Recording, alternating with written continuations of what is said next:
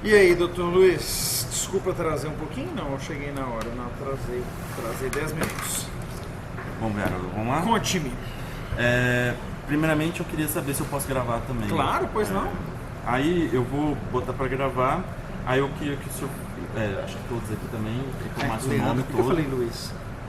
Sei lá porque eu falei Luiz. Eu sou o Luiz Santos. Desculpa, Leandro. Como é que é? O Eduardo que fala, mata o homem, mas não erra o nome, entendeu? Aí eu só gostaria que todo mundo que está aqui na mesa falasse o nome todo e se autoriza a gravação. Claro.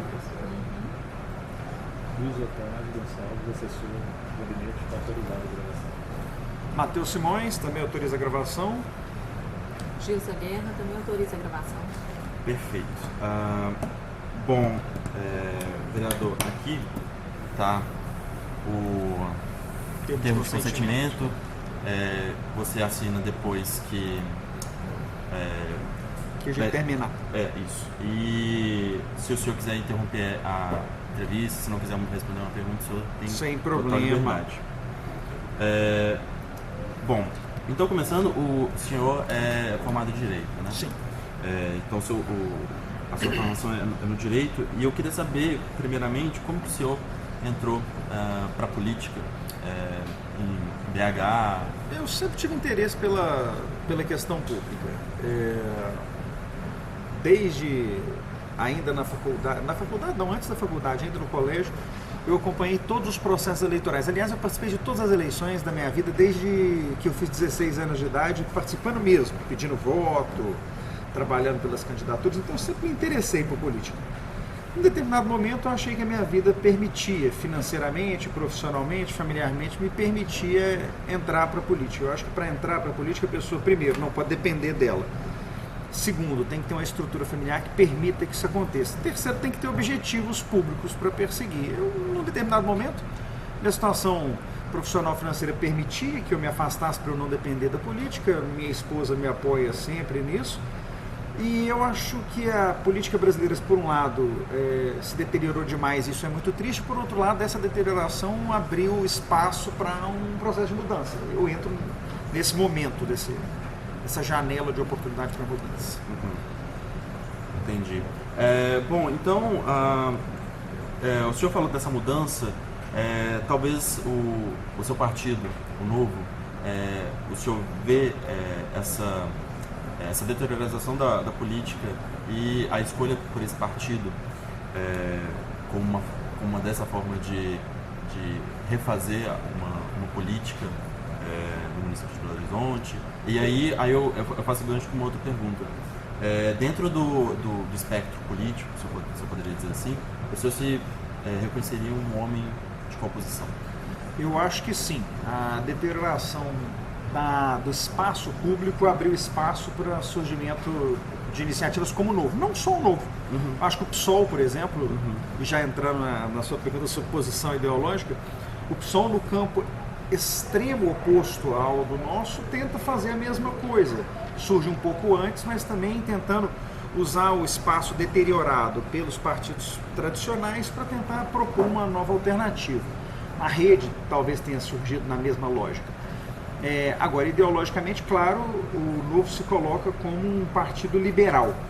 Eu não costumo usar a expressão direita, não só porque quando a gente fala em direita, a gente assume uma pauta econômica e uma pauta de valores culturais que no Novo não é uniforme. O Novo abriga tanto liberais conservadores quanto liberais libertários.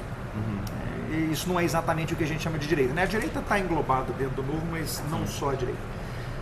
Eu me considero um liberal clássico, então eu sou um liberal em termos econômicos, não sou um libertário em termos culturais, então, e também não acredito na extinção do Estado, então realmente eu não sou libertário em ponto nenhum, nem na lógica cultural, nem na lógica estatista. Sim. Acho que o Estado tem um papel dele, só acho que ele devia ser muito menor do que ele é hoje. Sim.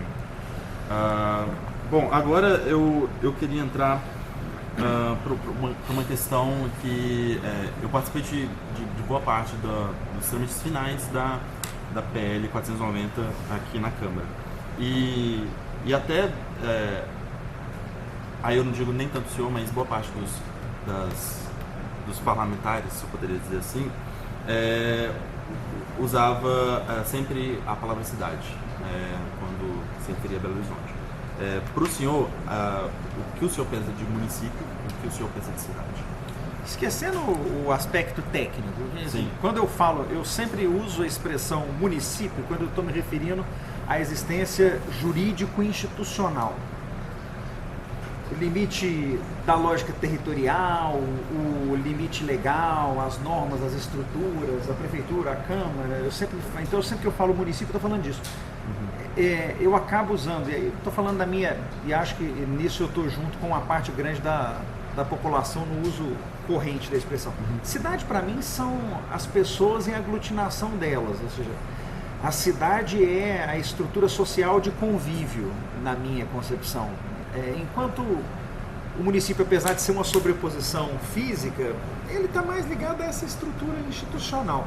Eu nunca parei para pensar tecnicamente. Claro que no direito tecnicamente só existe município, né? Não existe nem a expressão, logicamente, a expressão propriamente cidade, apesar de a gente falar Estatuto das Cidades, juridicamente o conceito é municipal. Mas eu sempre trabalhei com essa lógica de um município enquanto fronteira institucional, legal, normativa e cidade enquanto ambiente de relações sociais. Sim. Não, perfeito. Bom, agora talvez entrando mais do ponto de vista da lei, do projeto de lei, na verdade, o senhor, assim como outros parlamentares, sobretudo o vereador Gabriel Azevedo, que o senhor tem algumas aproximações? O Gabriel foi meu aluno, a gente acaba tendo um convívio mais antigo. Sim.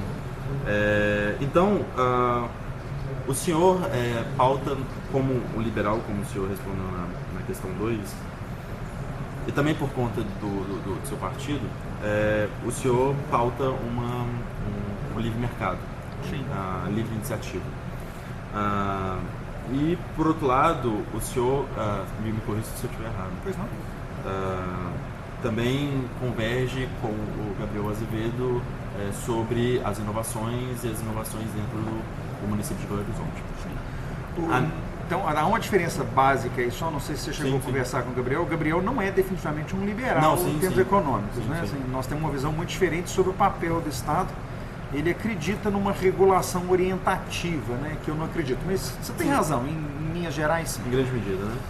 Bom, então, eu queria perguntar sobre, tanto da forma mais prática da livre iniciativa, do livre mercado, mas mais especificamente as inovações. O senhor acredita que as inovações elas são difundidas de maneira positiva e que faça diferença positiva a grande parte da população em todo o município de Belo Horizonte? Eu acho que elas são positivas. Agora, se elas são distribuídas de forma equivalente em toda a população, definitivamente não. O acesso à inovação e até o acesso à capacidade e condição de inovar, para mim, estão ligadas a uma série de estruturas socioeconoculturais que fazem com que uma cidade diversa como a nossa tenha bolhas de acesso muito diferentes à inovação. Tanto na condição de usuário de inovações, quanto na condição de pensadores de inovação. Mas acho que a inovação tem uma condição de nos oferecer mecanismos de salto, de equalização melhores do que as ferramentas tradicionais. Um exemplo simples para falar de Uber, já que a gente falou do PL. As pessoas que tinham condição de usar um carro particular, um carro para transporte individual, antes do surgimento do Uber, eram menos pessoas do que as que têm condição de fazer isso hoje. Então, eu acredito na inovação enquanto um mecanismo de democratização de acessos, o que não significa um mecanismo de equalização de pessoas ou oportunidades. Acho que, especialmente porque há um custo intrínseco na inovação, para desenvolver a inovação e depois para capturar de volta esse custo do desenvolvimento, eu tenho um custo que nem todo mundo pode pagar. Então, a inovação traz desafios. Não acho que por isso a gente deveria não inovar, porque o contrário disso, não. Então, já que nós não podemos dar acesso a todo mundo, vamos ficar parados onde nós estamos. Acho que nós temos que continuar inovando, entendendo que, infelizmente, nem todas as pessoas vão ter acesso a tudo que representa o movimento de inovação, mas o tempo tende a fazer com que esses procedimentos democratizem e barateiem os acessos como um todo. Então, eu sou um entusiasta do movimento de inovação. E, assim, dentro dessa sua resposta, como que o senhor analisa o papel do Estado numa possível democratização ou numa popularização dessas inovações? Aí talvez aqui fique a minha grande distinção em relação ao Gabriel. Eu não acredito que o Estado tenha papel nisso. Acho que o Estado, todas as vezes que ele tenta regular, ele provoca a criação de barreiras artificiais ao desenvolvimento de inovação. E ele faz isso sem nenhum cuidado, porque como ser irracional que o Estado o Estado não tem racionalidade. Ele não é, diferente de um ser humano que é guiado por lógica, o Estado é guiado por interesses corporativos. Podem ter lógica por trás deles, mas ele não é dotado de uma lógica dele, uma lógica estatal. Isso faz com que ele sempre esteja atendendo a determinados interesses e não a um interesse finalístico dele. É diferente de você pôr uma decisão na frente de uma pessoa e na frente do Estado, em que as disputas por saber quem tem mais força dentro do ambiente para tomar decisão são mais relevantes que o interesse das pessoas que estão na ponta sendo atingidas pela política. Então eu acho que nós temos que afastar o Estado do ambiente de controle das inovações. A gente discutia aqui, o Luiz participou comigo disso, ele que fez as primeiras análises e a gente ainda não conseguiu chegar a uma conclusão sobre a aplicação ou não, mas a gente discutia aqui as tais das sandboxes. Ou seja, quando você vai criar uma regulação, ao invés de você criar uma regulamentação para uma inovação, você cria um protótipo de regulação e deixa ela ser testada durante um tempo naquele ambiente micro ali, antes de transformar aquilo numa lei ou numa norma definitiva, porque o Estado tende a vir e atrapalhar o processo de inovação, atrapalhar o desenvolvimento daquilo, atrapalhar o acesso, encarecer o serviço. Então, podemos pegar o caso dos patinetes. Nós temos um projeto rodando aqui na casa, obrigando a fornecimento de capacete junto com o patinete. Vai inviabilizar os patinetes. Então, e o que é isso? É Estado tentando interferir em inovação. Eu não acredito que o Estado tenha um papel a desempenhar na inovação. Acho que, em alguns pontos do Estado, como por exemplo quando o Estado presta serviços educacionais, dentro da universidade ele obviamente tem um campo absolutamente frutífero para desenvolvimento de inovação, aí ele acaba sendo um promotor de inovação e aí pode promover de forma democrática a inovação, mas não porque ele é Estado, porque naquele momento ele está agindo como agente de promoção educacional. Ou quando o Estado está concedendo bolsas de pesquisa, porque a Constituição nos determina a atribuição de determinados valores no orçamento ao desenvolvimento de pesquisa. Ok, nesse ponto também ele pode virar fomentador. Agora, ele propriamente, eu não acredito que ele consiga desenvolver bem.